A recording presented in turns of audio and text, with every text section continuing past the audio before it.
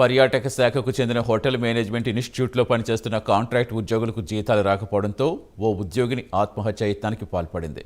8 నెలలుగా జీతాలు రాకపోవడంతో బిడ్డల పోషణ కష్టంగా మారి నాగరత్నమ్మ ఆత్మహత్య యత్నానికి పాల్పడ్డారని సమీపస్తులు అంటున్నారు. తమ కష్టాలు మంత్రి రోజాకు చెప్పుకున్నా కనీసం పట్టించుకోలేదని ఉద్యోగులు ఆవేదన వ్యక్తం చేస్తున్నారు. దీనిపై మరింత సమాచారం మా కరెస్పాండెంట్ రాజు అందిస్తారు. టూరిజం ఆధ్వర్యంలో నడుస్తున్న స్టేట్ ఇన్స్టిట్యూట్ ఆఫ్ హోటల్ మేనేజ్మెంట్కి సంబంధించినటువంటి ఇన్స్టిట్యూట్లో పనిచేస్తున్నటువంటి నాగరత్నమ్మ అనేటటువంటి ఒక ఎంప్లాయీ అక్కడ ఆత్మహత్యాయత్నం చేసుకోవడం జరిగింది. ఆమె తిరుపతిలో ఒక ప్రైవేట్ హాస్పిటల్లో ప్రస్తుతానికి చికిత్స పొందుతున్నటువంటి పరిస్థితి. దాదాపుగా 10 ఏళ్ళుగా పనిచేస్తున్నా సరే ఇప్పటివరకు సరైనటువంటి జీతాలు లేకపోవడంతో ఎలా బ్రతకాలో తెలియక ఆమె ఆత్మహత్య చేసుకుంది అని చెప్పేసి తోటి ఉద్యోగులు చెబుతున్నారు. మరొక గడిచిన 8 నెలలుగా కనీసం జీతాలు కూడా లేక చాలా ఇబ్బందులు పడుతున్నారని చెప్పేసి అక్కడ పనిచేస్తున్నటువంటి దాదాపు 10 మంది ఎంప్లాయీస్ చెప్తూ ఉన్నటువంటి పరిస్థితి. మంత్రి రోజాకి అనేక సందర్భాల్లో వినతిపత్రాలు సమర్పించాం. సమస్యను అర్థమయ్యేలాగా ఆమెకు వివరించినా సరే కనీసం పట్టించుకోకపోవడంతో కుటుంబాన్ని ఎలా పోషించాలో తెలియక ఈరోజు నాగరత్నమ్మ ఆత్మహత్యాయత్నం చేసుకోవడం చాలా బాధాకరంగా ఉందని చెప్పేసి అక్కడ పనిచేస్తున్నటువంటి ఎంప్లాయీస్ చెప్తున్నారు. ఎంప్లాయీస్ మాట్లాడదాం. అంటే ఏంటి మీకు ఇచ్చేటటువంటి 4,000, 4,500 జీతాలు ఉన్నాయి. సో ఎలా బ్రతుకుతున్నారు? ఇప్పుడు అవి కూడా రాని పరిస్థితి. సో నాగరత్నం పరిస్థితి ఎలా ఉంది? ఆమె ఎందుకు సూసైడ్ అటెంప్ట్ చేస్తారు? క్రిటికల్గా పొజిషనే ఉంది సార్ ప్రస్తుతానికి. కాకపోతే మేము గత వారము ప్రిన్సిపల్ సెక్రటరీ గారికి రిప్రజెంట్ ఇచ్చేయడానికి వెళ్ళాము. సార్ వచ్చి ఎండి గారి నుంచి ఈడీ గారికి రిప్రజెంట్ ఇచ్చారు, అంటే ఎంక్వైరీ చేయమని. సారు గత 2 రోజుల నుంచి ఎంక్వైరీ చేశారు. మెయిన్ ఏమంటే అప్పుడు ఉన్న మేనేజ్మెంట్ మిస్టేక్, వాళ్ళ యాజమాన్యం మిస్టేక్ వల్ల మేము ఈరోజు 10 సంవత్సరాలుగా సఫర్ అవుతున్నాము. ఎందుకంటే మాకు అపాయింట్మెంట్ ఆర్డర్స్ లేవు, జాయినింగ్ లెటర్స్ లేవు, ఫైనాన్స్ అప్రూవల్ లేదు, ఇవన్నీ చెప్పుకుంటూ వస్తున్నారు. కానీ మాకు నేరుగా జీతాలు అయితే 4,000, 5,000లోనే ఈఎస్ఐ, పిఎఫ్ నేరుగా ఇన్స్టిట్యూటే కడుతుంది. మధ్యలో వేరే ఏజెన్సీ కానీ థర్డ్ పార్టీ లేకుండా కడుతున్నారు.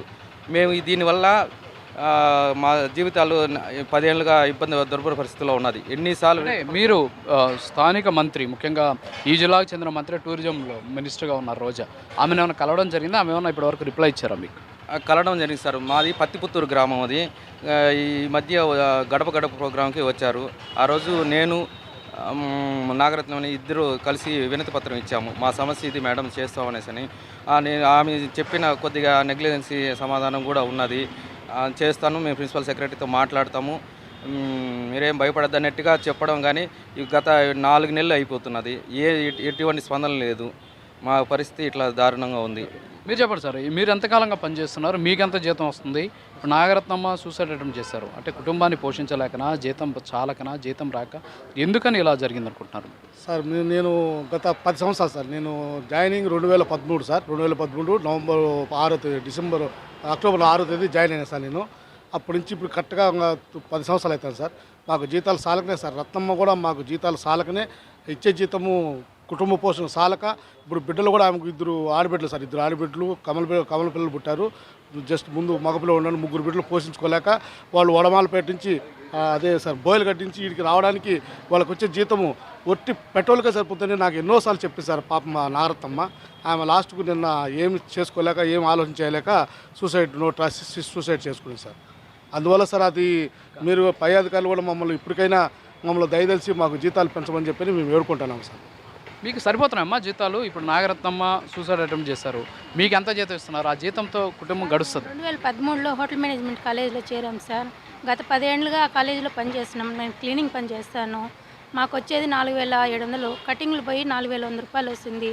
ఇప్పుడున్న పరిస్థితుల్లో ఆ శాలరీతో పిల్లల్ని పోషించి పెట్రోల్ ఖర్చులు కానీ, ఆటో ఛార్జీలకు కానీ మాకు సరిపోవట్లేదు సార్. అందుకనేసి చాలామందికి, సెక్రటరీ సార్కి, ఈడీ సార్కి, రోజా మేడం గారికి, ఎమ్మెల్యే చెవిరెడ్డి భాస్కర్ రెడ్డి ఎమ్మెల్యే సార్కి, చాలా మందికి మేము మా బాధ చెప్పుకున్నాం సార్. కానీ ఎవరు కానీ మమ్మల్ని స్పందించి కనీసం మేము ఉన్నామనేసి గుర్తించి మాకు న్యాయం చేయట్లేదు సార్. ఇప్పుడు ఈ పాప ఈ శాలరీతో 3 పిల్లలు పెట్టుకొని కోర్టు చుట్టూ తిరగలేకుండా, ఆఫీస్ చుట్టూ తిరగలేకుండా, వచ్చే శాలరీతో తినలేకుండా ఇంట్లో గడిచేది ఇబ్బంది అయిపోయి, కనీసం నాకు జరగకపోయినా ఏదో ఉన్న 9 మందికైనా న్యాయం జరగాలనేసి ఆ పాప ఆ విధంగా చేసుకోవడం జరిగింది సార్. ఇందువల్ల మిమ్మల్ని అందరూ కోరుకునేది ఏమంటే, మాకు మినిమం బ్యాలెన్స్లో కాంట్రాక్ట్ బేసిక్లో మాకు శాలరీ ఇప్పించాల్సిందిగా సీఎం జగన్ సార్ని కోరుకుంటున్నాం సార్. మీరు చెప్పండి అమ్మా, 4,000 జీతం, కనీసం కానీ ఓకే ఓకే అది సరిపోతుందా వాళ్ళకి వాళ్ళ కుటుంబాలు? సరిపోతుంది సార్. బోలిగడ్డ నుండి రావాలి ఇక్కడికి. ఈ నుండి వాళ్ళ ఆటోలు ఛార్జీలు ఏంది, ఆ బండి ఏంది, ఆ పాప ఎండైనా వానైనా పరిగిలెత్తుకుంటా ఉంటారు. 10 సంవత్సరాలకు అదే మరి చేస్తూ ఉంటారు. ఏడాడనో తిరుగుతూ ఉంటారు. ఏందేదో చెప్తా ఉంటారు, మళ్ళీ పైన కావట్లేదు. అసలు జీతాలు వచ్చి కూడా ఇప్పుడు 8 నెలలు అయిందండి సార్. వాళ్ళు ఎట్లా బతకాలా? 8 నెలలుగా జీతాలు లేకుండా 2 పాపలు 1 బాబు 3 బిడ్డల్ని మనం ఎట్టా చెడిపోయినాము. మిగతా వాళ్ళైనా బతుకుతారని ఆ పిల్లలు చీటీ రాసి పెట్టేసి ఆ పని చేసుకుని సార్ పిల్ల.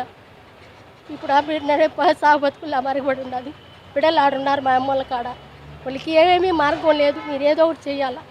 అది అంటే ఇప్పుడు ఆ డబ్బులు అసలు ఎలాగో సరిపో 3 పిల్లల్ని పోషించుకోవడం కష్టమే కదా. కష్టమే, ఇంకేం చేయాలా? వాళ్ళు చేస్తారేమో, పర్మనెంట్ అవుతుందేమో అని ఒక ఆశగా 10 ఏళ్ళు చేస్తా ఉన్నాం కదా, చేస్తారని ఒక ఆశగానే తిరుగుతూనే ఉంటారు.